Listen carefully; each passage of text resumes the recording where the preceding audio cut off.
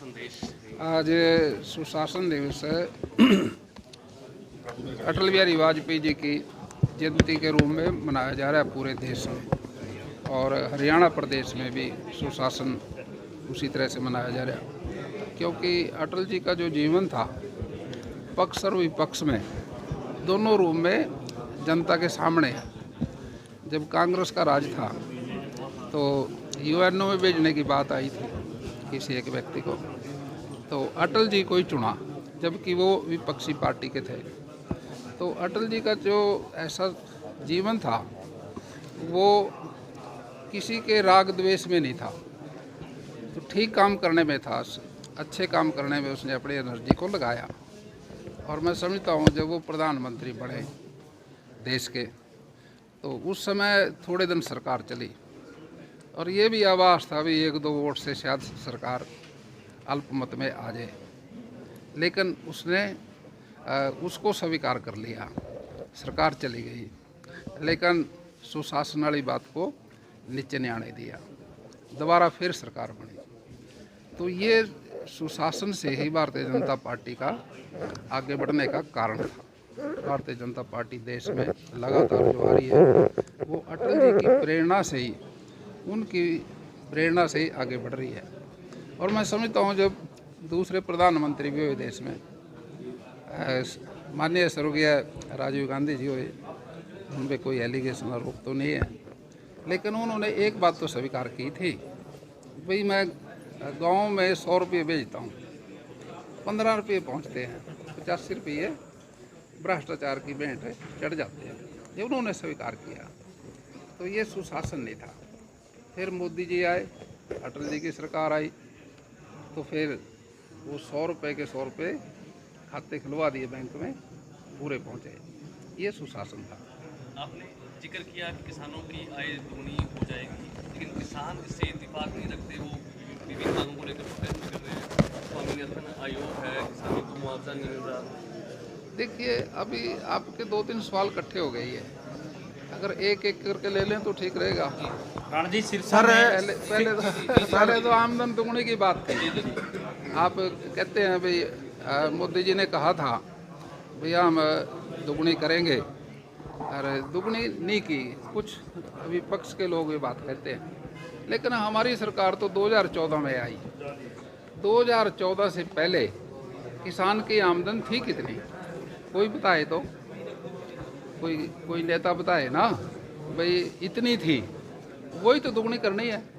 जब बता ही नहीं रहे भी थी कितनी, तो दुगनी की बात तो फिर बाद में आती है। सर, आप कृषि मंत्री हैं हरियाणा के। अभी 116 करोड़ रुपए आपकी सरकार ने किसानों को जो जल भराव का मुआवजा जारी किया है, लेकिन सिरसा में बहुत से गांव ऐसे हैं, बहुत से किसान ऐसे हैं जिनकी फसल पूरी तरह से डूबी है, 1 पैसा मुआवजे के नाम पे उनको नहीं आया। तो क्या मापदंड तय किए गए? देखिए, ये प्रधानमंत्री फसल बीमा योजना के तहत भी आता है, ये सरकार ने अपने खाते से दिए।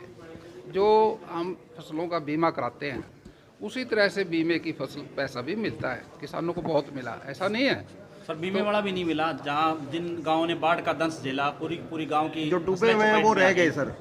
देखिए, वो किसी कारण से कैसे रहा। अब जो सिस्टम था प्रधानमंत्री फसल बीमा योजना का, अगर उस तरीके से मिलना था। अब कुछ केस कोर्ट में लंबित है और कुछ कमेटी पे लंबित है, कुछ किसान जो एक्सपायर हुए और उनके खाते ठीक नहीं भाई, क्योंकि मैनुअल तो है नहीं, ये तो एक सिस्टम है जिससे ट्रांसफ़र होता है पैसा, और वो सिस्टम जब तक ओके नहीं होगा, कुछ किसान एक्सपायर हो गए उसकी वजह से नहीं इसमें आ पाए, और कुछ हमारे रिकॉर्ड साहब से दुरुस्त नहीं हो पाए, उससे नहीं हुए, वो भी पैसा आई है। लेकिन कुछ पैसा जिसकी बात करते हैं वो पैसा अभी कुछ केस कोर्ट में है, कोर्ट में चली गई कंपनी, उसकी वजह से पेंडिंग है। अब हमारी सरकार उसको कोर्ट में वकील करेगी और उसको निपटा के फिर किसान के खाते में डलवाएंगे। ये तो सर वो डूबे हुए हैं जल भराव से, उनका नहीं आया है। जैसे मेरे गांव में 18 किसान है, पूरी फसल डूबी है तो नहीं आया उनका। नहीं, मैं समझता हूँ आपकी बात, कोई आप उसकी एप्लीकेशन दे दो, हम उसकी इंक्वायरी कराएंगे। अमित शाह जी कल हरियाणा का दौरा करके गए हैं, हालांकि तारीफ करके गए हैं बीजेपी सरकार की कि 24 फसलें जो हैं एमएसपी पर खरीद रही है, लेकिन किसान इत्तेफाक नहीं रखते। देखिए, एक बात है, आप ये नोटिफिकेशन हमारे मुख्यमंत्री जी ने किया, भाई 24 फसलें पहला राज्य है पूरे देश में, 37 राज्य हैं, 8 तो हैं केंद्र शासित जिनमें मुख्यमंत्री नहीं है, बाकी में मुख्यमंत्री हैं। एक पहला मुख्यमंत्री नायब सैनी जी है जिसने नोटिफिकेशन करके 24 फसलों के MSP तय करी और वो खरीदता है उस पर। अब आपने पूछना चाहिए था बाजरे की बात को, मैं ही बता देता हूँ आपको। 2775 रुपये का रेट है बाजरे का डिस्कलर हुआ, उस रेट से नहीं बिका, 2200 बिका, 2200 कम भी बिका, हमने 575 सब्सिडी दे दी। अब कितनी फसलों पे भाव अंतर है जो सरकार दे रही है। अभी यही बात हमारी हॉर्टिकल्चर में भी है, हमारा आलू है, टमाटर है, अगर वो मंडी में रेट कम बिकता है, जे फार्म भर के दे दें उसके खाते में पैसे आएंगे। भाव अंतर दे रहे हैं साथ में, और MSP का जो रेट है उसी पे दे रहे हैं। तो ऐसा नहीं है, पहला राज्य है सरकार ये जिसने MSP पर भाव अंतर दिया।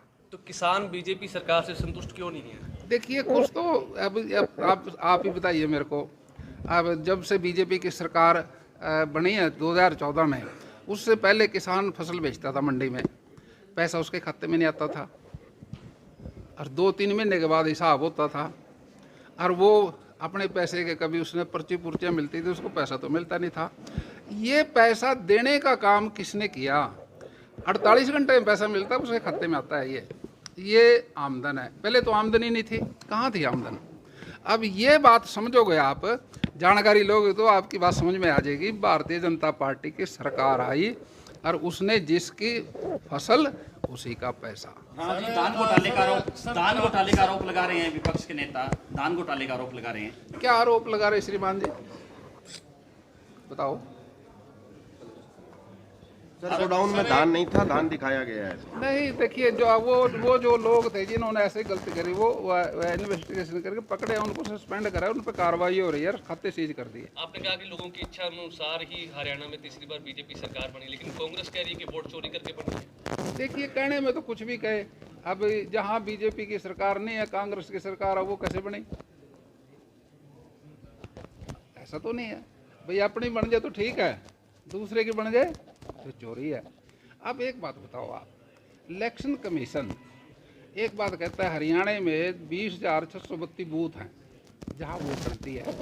इलेक्शन कमीशन हर जिले में उसका ऑफिस है, वो उस जिले के जितने बूथ हैं मान्य प्राप्त पार्टियों के चिट्ठी लिखता है, भाई अपना अपना एक BLA2 हर बूथ पे एक दे दो।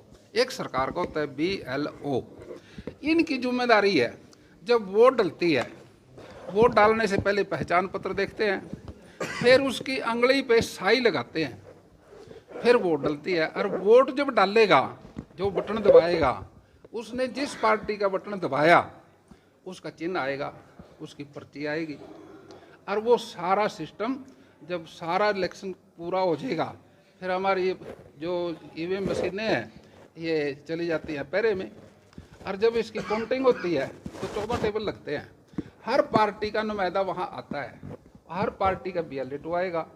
अब वो सारा का सारी गिनती होगी, फिर हमारा मान लो एक एलनाबाद है या कोई दूसरी विधानसभा है, उसमें 230 बूथ हैं, 230 बूथों की पर्ची लिख के बूथ नंबर 1, बूथ नंबर 2 एक ड्रम में डालते हैं। फिर जो वहाँ बैठे हैं जो साथी, हर पार्टी का एक नुमाइंदा काउंटिंग पे अंदर, उसे कहते हैं भाई 5% मशीनों के हमने गिनती करानी है, आपकी तसल्ली करनी है, पर्ची उठाओ। उनसे पर्ची उठवाते हैं, अगर 100 हैं तो 5 बूथ, और 200 हैं तो 10, उनकी पर्ची उठवा के फिर कहेंगे भाई ये बूथ नंबर की पर्ची आई है, इसका रिकॉर्ड, वो जितनी पर्चियाँ उस बूथ पे डली हैं वोट डल के, उनको फिर लेके आएंगे, फिर वो काउंटिंग करेंगे। जितनी पोलिंग हुई वो पहले बता दी सारी, 1000 में से 720 हुई, तो वो पर्चियाँ 720 गिन के उनके सामने करेंगे, भाई ये टोटल बूथ है, ये है। सर कांग्रेस राणा जी, ये तो आपने पूरा प्रोसेस कुमारी बताया शैलजा, उनका लोकसभा में बयान था कि सिरसा सहित हरियाणा में कई जगहों पर पानी का संकट है, इस वजह से कृषि भी प्रभावित हो रही है। देखिए एक बात है, हमारे मुख्यमंत्री जी ने ये स्पष्ट कह दिया भाई ये सेम जल्दी खत्म करो ताकि वहाँ से फसल आने लगे। ये हमारी सरकार ने योजना बना दी। आते ही मैंने इसलिए सरसा में अपने अधिकारियों को बुला के ये पूछा भाई कितने गांव में सेम है, उन्होंने कहा 8 में है। अरे 8 में क्यों है? न्यूका जी एक एरिया लो लाइन एरिया है, यहाँ बारिश का पानी आगे पीछे से इकट्ठा हो जाता है, कुछ इसके कैनाल में से पानी रिश्ता है। अब हमने वो समस्या जान ली, उसको जल्दी खत्म करें। राणा जी, सिरसा में किन्नू मंडी बनाने की घोषणा थी, कब तक उसका प्रोसेस पूरा हो जाएगा? देखिए आपके विधायक हैं यहाँ जितने भी हैं जी, आज इसमें आदित्य देवीलाल जी भी है, अर्जुन चौटाला जी भी है, और सरसे से ये अपने दूसरे भरत सिंह जी है, दूसरे भी हैं। तो सारे जी जो आए, जिन्होंने जो डिमांड करी उनकी पूरी करके उनको भेजा। आप उनसे पूछो अपने विधायकों से, भाई राणा जी ने आपके सारे काम जो कहे, क्योंकि विधायक जो है अपनी हल्के की समस्याओं को ज्यादा जानता किन्नू है। मंडी तो सरकार की घोषणा थी। देश सरकार की घोषणा वो तो चल रही है, उसकी हमने तो आदित्य देवीलाल जी आए थे इसके लिए, जी, हमने उसके, आप उससे पूछो कितना काम हो रहा है वहाँ। सर, वो प्रोसेसिंग की मशीन भी चल गई। आपने कहा कि बीजेपी सरकार में हर व्यक्ति का सम्मान होता है, लेकिन कई वीडियो ऐसी वायरल हो रही थी जिसमें आपके जो पूर्व मंत्री हैं कमल गुप्ता और अम्बाला से जो मंत्री हैं अनिल विज, उनको सरकारी गाड़ियों में बिठाया तक नहीं गया।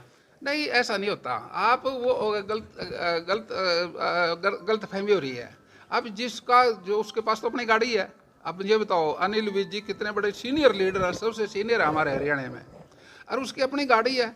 अब अवस्था में कहीं फर्क आ जाता है, वो हो जाती है कहीं बात। एक बार नहीं सर, 2 बार हुआ, पहले 20 साल के। नहीं, ऐसा कोई जानबूझ के कुछ नहीं होता। ये तो जो सिस्टम है ना, उसमें जब चलते हैं तो उसी तरीके से काम होता है। राणा जी, आपने वोटिंग का पूरा प्रोसेस बताया कि ऐसे ऐसे होता है, वोट चोरी नहीं हुई, लेकिन सोनिया स्वीटी जैसे लोग कैसे आ गए बिना उसके? किसके? एक मतदाता सूची मॉडल है वो में 22 वोट डाल गई। ब्राजील की मॉडल कैसे आ गई मतदाता सूची में? नहीं, देखिए ऐसा नहीं, कोई किसी पर आरोप लगाना अच्छा नहीं होता है। देखो सिस्टम तो सारा ठीक है।